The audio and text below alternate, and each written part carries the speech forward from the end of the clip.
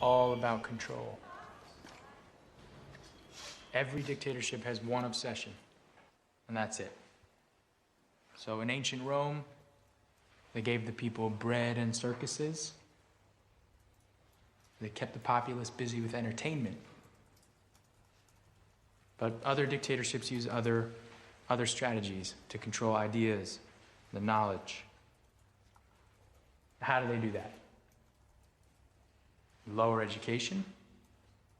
They limit culture, censor information. They censor any means of individual expression. And it's important to remember this, that this is a pattern that repeats itself throughout history.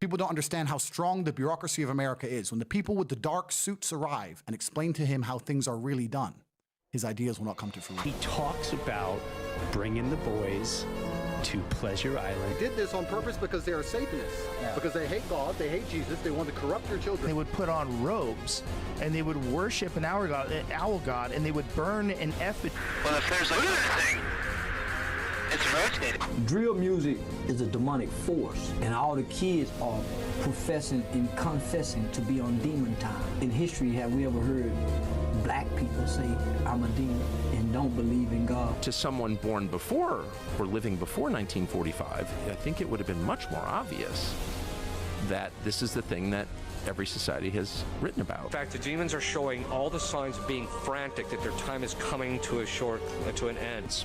Where you don't really see it coming, next thing you know, like, oh, I have no other option but to get a chip in my head.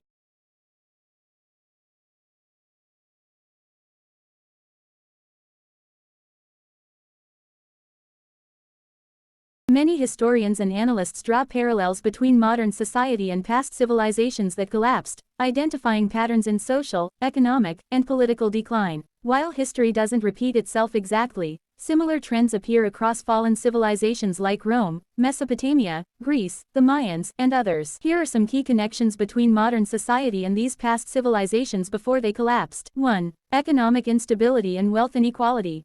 Then, the Roman Empire suffered from extreme wealth inequality, heavy taxation, and economic crises due to debasement of currency, reducing silver content in coins. The French monarchy before the Revolution saw wealth concentrated in the elite, while the poor struggled under heavy taxes, leading to revolt. Now, many modern economies are experiencing rising wealth inequality, inflation, and unsustainable debt. Global financial crises, housing market instability, and concerns about economic bubbles echo past collapses.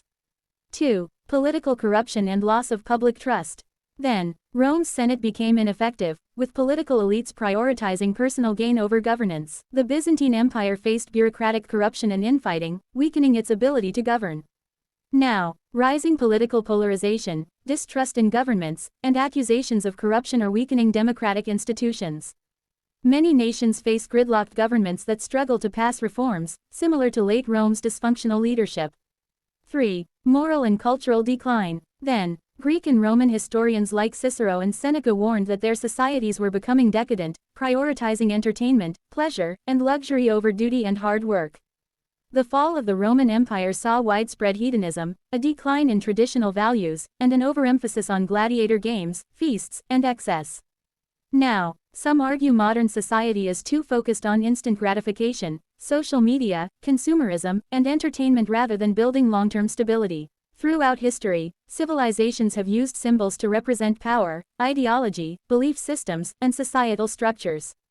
Many of these symbols have persisted in modern society, often with similar meanings or reinterpretations. Here are some major shared symbols between ancient civilizations and modern society.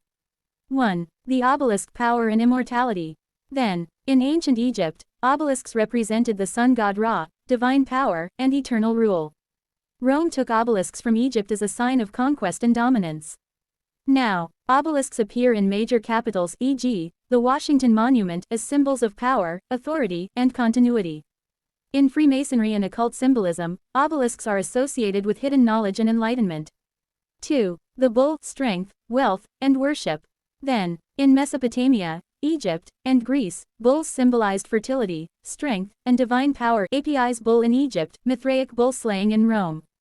In Canaanite religion, Baal and Moloch were often depicted as bull-like gods.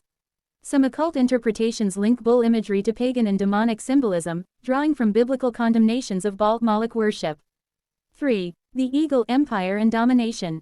Then, in Rome, the eagle Aquila symbolized the power of the empire and its legions.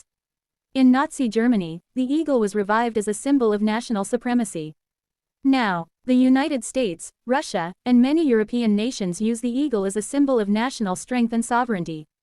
The eagle is often associated with military power and imperial ambition, much like in Rome.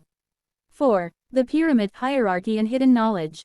Then, pyramids in Egypt were tombs of the elite, symbolizing divine authority and the afterlife. In Mesoamerican cultures, Aztecs, Mayans, step pyramids were places of human sacrifice and religious ceremonies. Now, the pyramid is used in corporate and government symbolism, often representing hierarchical power structures. The all-seeing eye of Providence atop a pyramid on the US dollar bill is linked to Freemasonry, Illuminati theories, and hidden control structures. 5. The serpent knowledge, deception, and rebirth. Then, in Mesopotamian and Egyptian mythology, serpents were both protectors and threats, e.g., the serpent deity Apophis represented chaos. In the Bible, the serpent symbolizes temptation and knowledge, Genesis, the Garden of Eden. Aztec and Mayan cultures revered Quetzalcoatl, the feathered serpent, as a god of wisdom and civilization.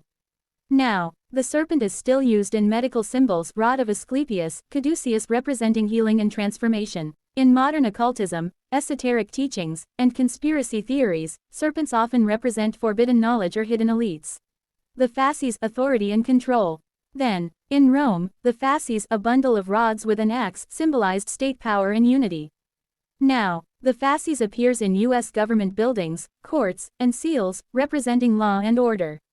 It was also appropriated by Mussolini's fascist regime, reinforcing themes of authoritarian control. Whether used in governments, corporations, religions, or secret societies, these recurring symbols suggest that human civilizations operate on repeating patterns, with power structures often echoing those of the past. The logical connections between bulls and obelisks come from their shared symbolism, historical significance, and cultural meanings across different civilizations. Both are often associated with rulers, gods, and structures of power. Solar and divine associations. In ancient Egypt, the obelisk was a symbol of Ra, the sun god, believed to channel his divine energy. Bulls, particularly the Apis bull, were also sacred in Egypt and linked to Ptah, Osiris, and later Ra, reinforcing their solar and divine significance. The connection between bull worship and demon worship is largely a matter of religious interpretation, mythology, and historical associations. While bulls have been worshipped as sacred symbols of strength, fertility, and divinity, some traditions, especially in Abrahamic religions Judaism, Christianity, Islam, have linked bull imagery to idolatry, false gods, and even demonic figures. Not just idiots like BlackRock and Vanguard, they actually own the music industry and control the music. Wait. The investment houses of BlackRock and Vanguard, they own the music industry? Absolutely. From Sony Music Group, they're the most invested in the music industry. They're the most, through Viacom, they own BET, MTV, VH1. They're in control of the music industry. And they also own the overwhelming majority of stock in the private prison industry. Literally the same people who own the labels own private prison. It's not about making somebody write the lyric. It's about being there as guardrails to make sure certain songs make it through and certain songs don't.